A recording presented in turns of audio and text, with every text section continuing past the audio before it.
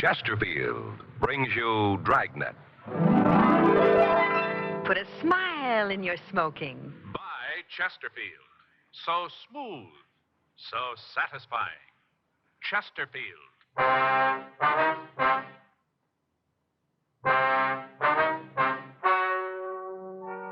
Ladies and gentlemen, the story you are about to hear is true. The names have been changed to protect the innocent.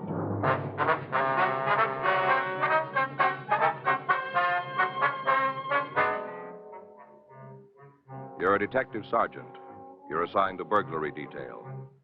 An elderly woman reports that a man has stolen $300 from her apartment. She says she saw him. Your job? Check it out.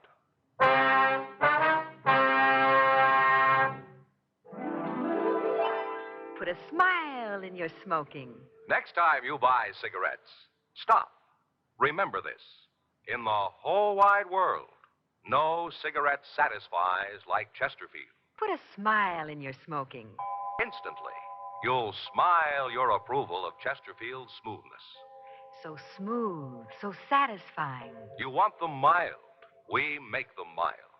Mild and mellow, with the smooth and refreshing taste of the right combination of the world's best tobaccos. So next time you buy cigarettes, Stop. Start smoking with a smile with Chesterfield. Smiling all the while with Chesterfield. Put a smile in your smoking, just give them a try. Light up a Chesterfield, they satisfy.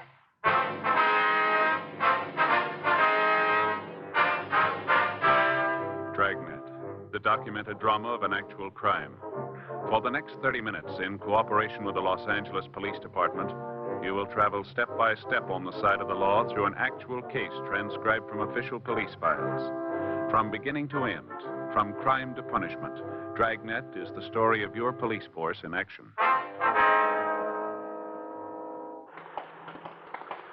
It was Thursday, May 19th. It was sunny in Los Angeles. We were working the day watch out of burglary detail. My partner's Frank Smith. The boss is Captain Bernard. My name's Friday. We're on our way out from the office, and it was 3:47 p.m. when we got to a small apartment house on the corner of Olympic and 6th. The Topeka Arms. What's that lady's name again, Joe? Dunbetter, Martha Dunbetter. Let's see. Yeah, here's her mailbox, number 8. Must be upstairs. Well, how do you figure that? Only 8 mail slots means 8 apartments. Yeah? Stands to reason number 8 will be on the 2nd floor, don't it? Oh, well, I suppose so. Hey, Joe, wonder who comes from Kansas. What? Well, didn't you notice the plaque out in front? Topeka Arms. Yeah. That's a city in Kansas. Topeka, Kansas. Yeah, sure. Well, somebody must have come from there, the owner or the builder. Why else would they give the place a name like that? I don't know. Well, stands to reason, doesn't it? I guess so. Well, you see, you're not the only one who can do it. Do what? Deduce. Oh. That's what they call it, the way you figured out number 8's second floor deduction. Yeah. I was just giving you an example. When I proved that somebody connected with the building probably lived in Kansas. Yeah. Right down there. 8, just like you said. Mm-hmm. Deduction never fails, Joe. Who's there? Police officers. Oh, well, just a second. I'm coming. My goodness, you certainly got back. Oh, well, dear me, you aren't the same ones, are you? No, ma'am. This is Frank Smith. My name's Friday. Well, there were 2 other policemen here just a little while ago. It's a shame you didn't know. Could have saved yourself a trip. That's all right, ma'am. We knew they'd be here. They're patrol car officers. They were in the neighborhood, so they answered your call. Oh, well, All right if we come in? Oh, my, yes. Oh, yes, please do. You're Mrs. Martha Dunbetter, is that right? No, not exactly. Oh? It's Miss Dunbetter. I'm still single. I see. Well, ma'am, would you mind telling us just what happened this afternoon? Oh, no, I don't mind at all. It's still quite clear. All right, would you go ahead? What was that, young man? As you go ahead about this afternoon. Oh, well, now, let's see. I fixed myself some lunch. Then I rid up the dishes. Must have been about 1 o'clock by the time I finished. All right. Afterwards, I put on my hat and I went down to the library. It's only a couple of blocks from here, the Grover Cleveland branch. Mm-hmm.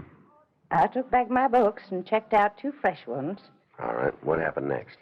Well, I come home, and there it was. What's that? I come home, And there he was. Who? Well, that awful man. Well, just where was he? Here, in my apartment. No, I mean which room? Over there, the bedroom. I see. As soon as I come in, I heard him. At least I heard somebody moving around. First, I thought it was Mrs. Parker, the manager. I know she sneaks into my apartment and noses around. Of course, she says she doesn't, but I know better. Mm-hmm. Well, I said to myself, I got her red-handed this time. So I marched into the bedroom all ready to give her a piece of my mind. Well, I was never so flabbergasted in my whole life. He was standing in front of the dresser, going through my pocketbook. I see. My black bag and leather. It's the one he was holding. Mm-hmm. Well, ma'am, how much money was in the bag? Well, I'm not positive. Not to the penny. About $300. In cash? Yes, sir. You see, I've been saving dimes for the past 15 years. You mean this $300 was in dimes? Oh, goodness gracious, no. Oh. What I do is go through my change every night and put all the dimes in my dime bank. Then when it's full, I take it down to a real bank and change the coins into bills. A dime bank holds $25. I see. Well, you'd be surprised how much a person can save that way. It mounts up. Yes, ma'am. Do you know the denominations of the bills? I guess they was mostly tens. Maybe one or two bigger ones. Mm-hmm. Now, what did this man do next, Miss Dunbetter? Well, he found money. My $300. Stuffed it into his pockets. Then he just strolled out of the apartment big as life. I was too dumbfounded to do anything about it. I see. I heard him tramp down the stairs, and then I heard the front door slam. When I was sure he was out of the building, I managed to get my wits together and I dialed Central, Central? the operator. And she put me in touch with the police station. Had you ever seen this man before, Miss Dunbetter? No, I'm sure I never did. Could you tell us what he looked like? Well, he was a tall man.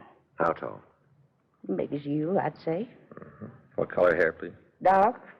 Very dark. Eyes. Dark eyes, too. Dark complected. Like he'd spent a lot of time outdoors. How was he dressed? A shirt and pants and a jacket. Light-colored jacket. I think it was green. Did you notice any scars? Yes. Come to think of it, I did. Across his forehead. Thin little zigzag. Mm-hmm. Well, how old would you say he was? Oh, he's young. 35, maybe 40. You know if anybody else saw him? The other tenants? Well, I haven't talked to him, no. Haven't left the apartment since it happened. You live alone here, do you? Oh, man, no. My sister Bessie stays with me. Where is she this afternoon? Well, she went out of town for a few days to visit her grandson and his family. They come down from Oxnard to get her this morning. I see. Tomorrow's her birthday. She'll be 80. I expect they're going to have quite a celebration. Yes, ma'am. They're all carrying on. You'd think it was such an accomplishment. Well, it is a pretty ripe old age, ma'am. I don't see what's so ripe about it. After all, I'm nearly 79 myself. Oh, I know I don't look it. Everybody thinks there's at least 10 years between us. And Bessie is failing. Yes, ma'am. Just a couple more questions, Miss Dunbetter. Certainly, young man, certainly. What time was it when you got home from the library? 2:45. Maybe a few minutes after. No later than 3, though. I see. How'd this fella get into the apartment? Was the door locked? Well, I thought it was. I always try to remember to lock it whenever I go out, but sometimes I do forget. Well, I guess I did today. You think he'd recognize the burglar if you saw him again? I most assuredly would. Mm-hmm. Nothing wrong with my eyesight. Well, that's fine. We'd like to take you down to the office with us and show you some pictures. No? Just to see if you can identify him. Well, I couldn't go like this. I'll have to change my dress first. Well, I'm all right for walking around the neighborhood, but not for going downtown. Well, that's up to you, ma'am. I'll say Miss Dunbetter while I think of it. Who came from Kansas? Oh, I'm afraid I don't understand. Well, the name of this apartment, you see, is the Topeka Arms, so I figured somebody connected with it must have come from Kansas. Oh. You don't know who it was, do you? Well, now, let me think. Oh, yes, I remember. That was old Mr. Hendrickson's idea. Well, you don't say. Yes, he was the man who built this building. Well, now, that was, oh, goodness sakes, that was almost 35 years ago. My, how time flies. Yes, ma'am. How you like that, Joe? This Mr. Hendrickson came from Kansas. No. Minnesota. Minneapolis, as I recollect. Oh? But it was his idea just the same, calling it Topeka Arms. On kind of an article he read in the newspaper while the building was going up. Ma'am? Said there was more people in Southern California who come from Kansas than any other state. Mm-hmm. So Mr. Henderson figured the name Topeka would attract a lot of tenants. It's ridiculous nonsense. Said so at the time. There hasn't been a single solitary one. Oh. 35 years. Not a soul from Kansas has ever lived here.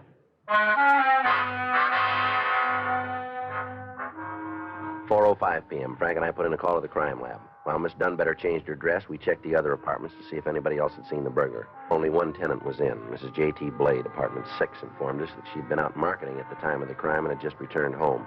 4:16 p.m. Lee Jones and a crew from the crime lab arrived. They began their investigation, and we drove Miss Dunbetter down to the city hall. We checked the oddity file and ran the suspect's description and M.O. through the stats office, and they came up with 17 possibles. We pulled mug shots and showed them to Miss Dunbetter. She was unable to make an identification. 6:13 p.m. Lee Jones reported no useful fingerprints or other physical evidence in the apartment. 6:46 p.m. We drove Miss Dunbetter home and we went off duty. The next day, May 20th, 11:17 a.m. I'll get it. Burglary Friday. Who's that? Oh, sure. Yeah. When'd he come in? I see. Oh? Well, I wouldn't know. What's he look like? Mm-hmm. Yeah, we'd like to. Right. Thanks a lot. That was Chubb Starks. Who? You know, Stark, the bartender over at the Yellow Cat. Oh, yeah. What's he want? Guy came into his place last night. He was carrying a pretty big roll. He threw it around, bought drinks for the house. Yeah. Got kind of loaded and did some talking about how easy he'd picked up the dough. Just walked in again this morning. Huh. Sound like anything to you? And Chubb says he's about 6 foot, black hair. Yeah. Scar on his forehead.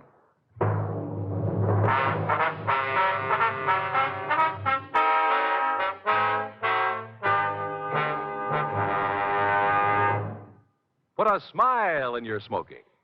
Next time you buy cigarettes, stop. Remember this. It's today's biggest cigarette news. Chesterfield is made the modern way with Accuray. The Accuray controller is the greatest improvement in cigarette making in years, and it's a Chesterfield exclusive.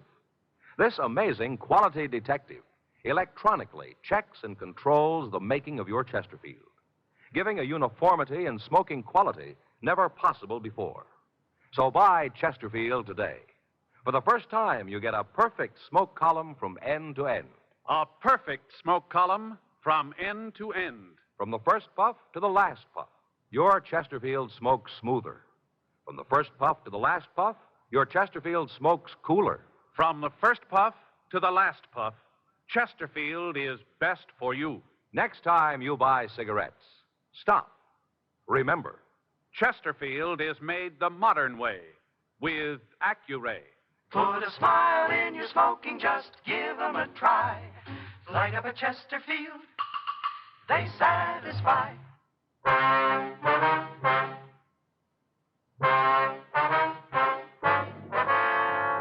Frank and I drove out to the Yellow Cat bar on Figueroa. Chubb Stark, the bartender, pointed out a husky man sitting in a corner booth. We went over to talk to him. Keep your hands on the table and stand up. Huh? Police officers, on your feet. Okay. All right, you can sit down again. Something eating you guys? What's your name? Why? Come on, what is it? Portlong, Ralph Portlong. Where do you live? Hotel around the corner? How long you been staying there? Since last night. How about before that? Back east, they just got in town yesterday. Whereabouts back east? What kind of a roust is this? Where back east? All over. Chicago, Cleveland, all over. What kind of business you in? Unemployed. You got any money? Some. How much? Look, I ain't no vag if that's what you're getting How at. much money you got? $100, maybe 150. Where'd you get it? I borrowed it. Who from? Pal. In L.A.? Chicago. What's his name? Johnson, Cliff Johnson. You got his address? I don't know. He moves around same as I do. How you going to pay him back if you don't know where he lives? We'll bump into each other. What'd you say you got in town, Portland? I told you yesterday. What time? 6 o'clock, somewhere in there. Yesterday morning? Last night. You sure then? Yeah. How'd you come? Train? Car. You own the car? I hitched a ride. Just where were you yesterday afternoon? Riding into L.A. All afternoon. Yep. What was the driver's name? Look, how should I? And I've been hitching for the last week. I must have rode with 20 different guys. You don't remember the one you were with yesterday? Nope. Ever been arrested, Portland? Nothing serious. Well, tell us about it. Oh, drunk, that's all. Where was that? Ohio when I was a kid. Anything else? Yeah, I got some speeding tickets. You ever been arrested in California? Never been in California. First trip, huh? Yep. You ain't exactly making me feel at home either. You know an apartment house called the Topeka Arms? Whereabouts? 6th and Olympic. Where's that? In L.A. Look, can't you get nothing straight? I ain't never been here before. Mm-hmm. How about give me an answer? Why the roust? All right, come on, let's go. What for? We'll show you the sights. For instance? City Hall. Frank and I took the suspect into custody for further questioning. 12:16 p.m. We ran the name Ralph Portlong through R&I. They had nothing on him. We put out an APB with his description stating that he was in our custody.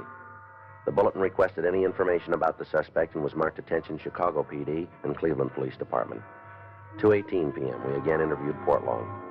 He insisted he had not arrived in Los Angeles until 6 o'clock the previous evening and refused to say anything more. 4:06 p.m. We received replies to our APB on Portlong.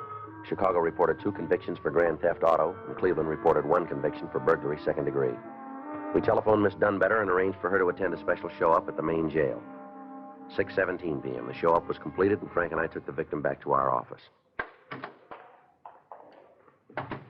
Well, ma'am, you're sure it isn't the same man? My goodness gracious, I ought to know. Yes. I don't see how you could have made such a mistake. Well, he fits your description even to the scar. But I told you it was ziggity-zag. Yeah, you did. This man's scar's entirely different. Yes, ma'am. His hair's wrong, too. Is that right? Other man had some gray in it right across here. I thought you said he was fairly young. But he doesn't have to be old to get gray. I've been gray ever since I had my appendix out. I was only 34. All right. We'll have you taken home now. It's really a shame. Ma'am? You arrested that poor fellow. And he hasn't done anything. Burglary Friday. Yeah. Yeah, that's right. When'd you get it? No, not yet. Will you notify him? Right. Well, I guess we don't need to feel too sorry for Portlong. What do you mean? Another answer on our APB. Yeah? You were right, Miss Dunbetter. He couldn't have been your burglar. Well, I told you, didn't I? He was in Needles yesterday afternoon. He hitched a ride. Yeah? Slugged the driver.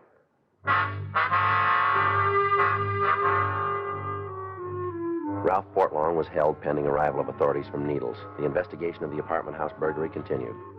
2 more suspects were brought in for questioning. Both men succeeded in establishing alibis for the time of the crime. Monday, May 23rd, 1:48 p.m. Frank and I were on our way back to the office from lunch. How was your pie? All right? Just okay, huh? I said it was all right. Lemon meringue, wasn't it? Yeah. I don't know, Joe. You should have had apple. Mm-hmm. I told you, stick with apple. You can't go wrong. The lemon was good. You didn't finish it. I was full. Yeah. Well, someday you'll learn. Learn what? Apple pie is always safe. You can't louse it up. Even a bad cook can. Well, I get a little tired of it once in a while, that's all. Well, no reason you should. You can switch it around so many different ways. Yeah, I know. Cheese, a la mode, hot sauce. No reason to get tired of apple, Joe. Sure. Hey, Joe. Yeah. Call for you while you were out. Oh? Hey, she wants you to call back. Here's the number. Thanks. Sure. Bessie Maxon. Who's that? I don't know.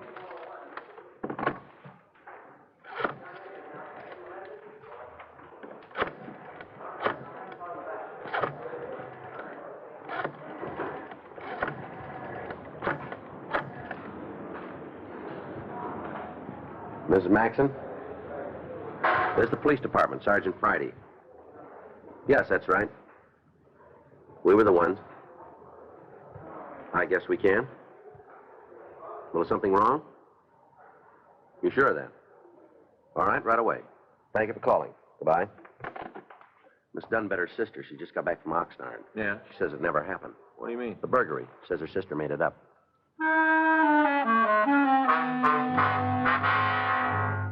Frank and I drove out to the Topeka Arms, and we went up to apartment number 8. It was 2:17 when we got there. Somebody's coming again. Oh.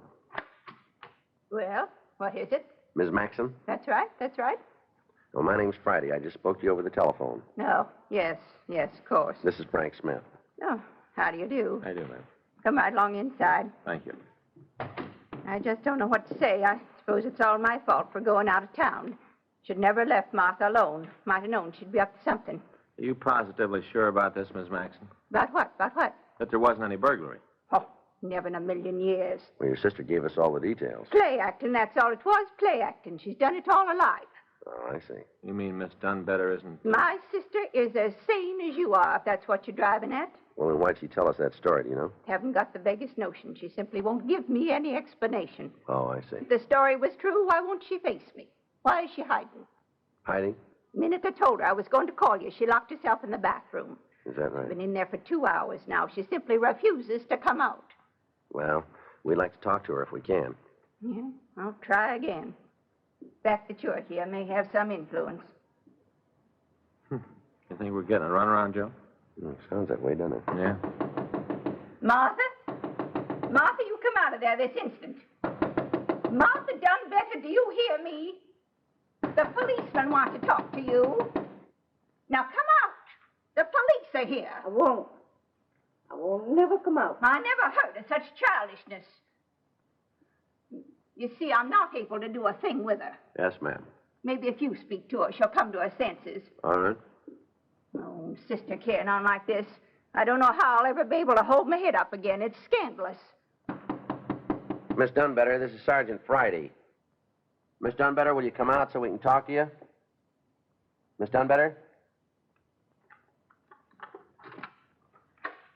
Well, it's about time. Whatever were you thinking of, Martha? What got into you? No, speaking to you, Bessie. Let's go into the other room. Be easier to talk there. Yes, sir. Not speaking to me, huh? Well, two can play at that game. And I assure you, I won't be the one who suffers. All right, ladies, would you like to sit down? Now, Miss Dunbetter, can we clear this thing up now? Your sister says there wasn't any burglary. Just how would she know she wasn't here, was she? I know because I know you. Yeah. And I know you never had $300 to your name. I did, too. Where'd you get it? Where'd you get it? None of your business. All right, now, how about it, Miss Dunbetter? Did you have $300? Well? Never said it was exactly 300. Not to the penny. $3 would be more like it. There happens to be a few things you don't know about, including my savings. A likely story. You never saved a penny in your life. What about my dime I bag? shook it the other day. I'll thank you to keep your hands off my property. Savings, indeed. If I didn't pay most of the expenses around here, you'd starve to death. I managed quite well before you moved in on me, Bessie, and I was perfectly happy living alone. Matter of fact, I preferred that arrangement. Well, maybe you'd like to try it again. Maybe I would. I'm sure it'd be money ahead. Ha! Don't you hark me, Bessie Maxim. You ought to see the way she eats. Gobble, gobble, gobble. She shovels it down. Stuff and nonsense. I don't have any more appetite than a bird. Bird, don't nip the cooking, Sherry. Martha Dunbetter. How can you say such a thing? Because I know it's true. I marked the bottle. Well, whatever I do, I don't fib to the police like some people I could name. Well, Miss Dunbetter? I may have exaggerated to spec. Mm-hmm. You mean to do no harm. I wonder if you know it's against the law to file a false police report.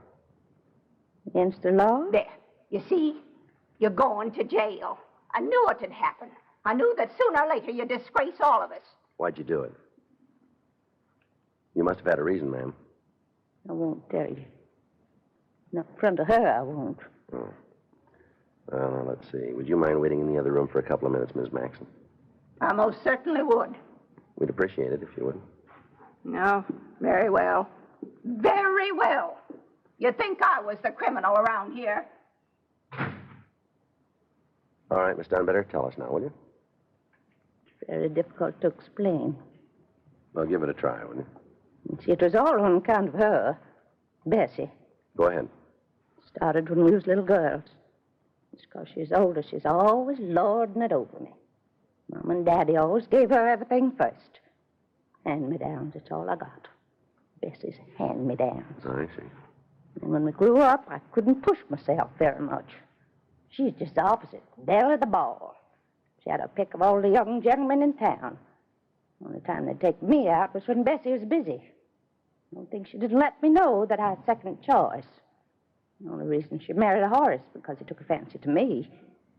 Well, I had my pride, too. Wouldn't settle for her leftovers.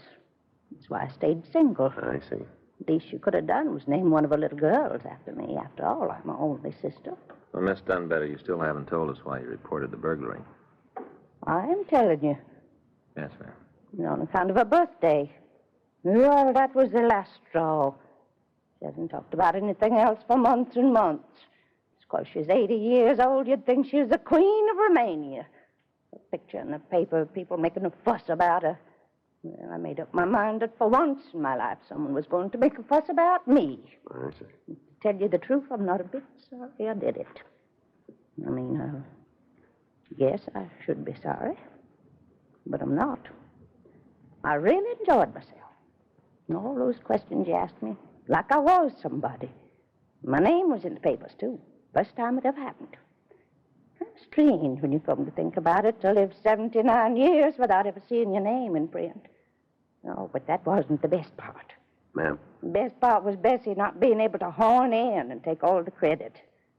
Oh, I knew you'd find me out sooner or later, but I didn't care. I sure had the laugh on her. All the time she's in Oxnard being partied, I was having a little party of my own.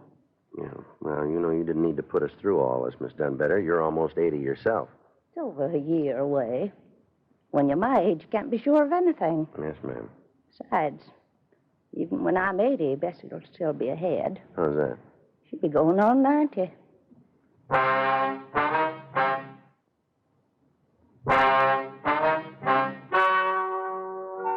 The story you've just heard is true. The names have been changed to protect the innocent. On May 26th, the hearing was held in the office of Perry Thomas, city attorney. In a moment, the results of that hearing. Now, here's our star, Jack Webb. Thank you, George Fenneman.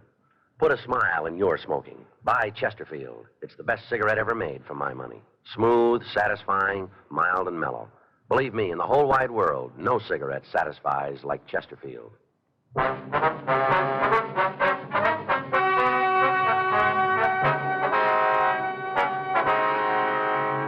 Due to the advanced age of Miss Martha Dunbetter, and because of her assurances that she would never repeat her actions, no charges were filed against her.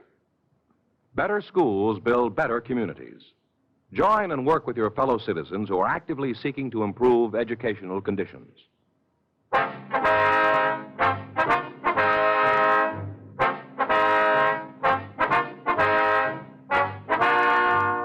You have just heard Dragnet, a series of authentic cases from official files. Technical advice comes from the Office of Chief of Police W.H. Parker, Los Angeles Police Department. Technical advisors, Captain Jack Donahoe, Sergeant Marty Wynn, Sergeant Vance Brasher. Heard tonight were Ben Alexander, Virginia Gregg, Jack Crucian, Helen Klebe. Script by Frank Burt. Music by Walter Schumann. Hal Gibney speaking. Watch an entirely different Dragnet case history each week on your local NBC television station.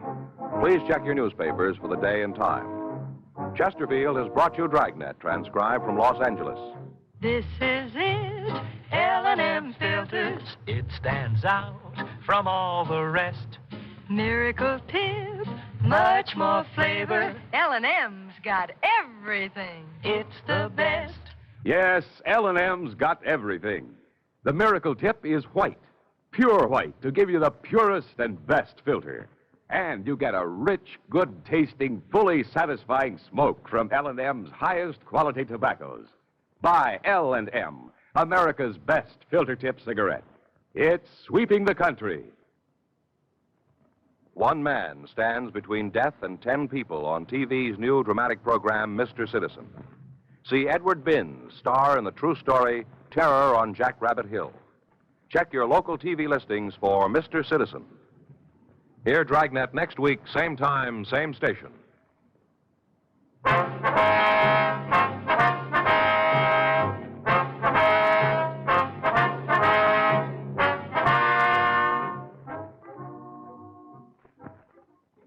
Lux Radio Theater presents Barry Sullivan in Rope of Sand tonight on the NBC Radio Network.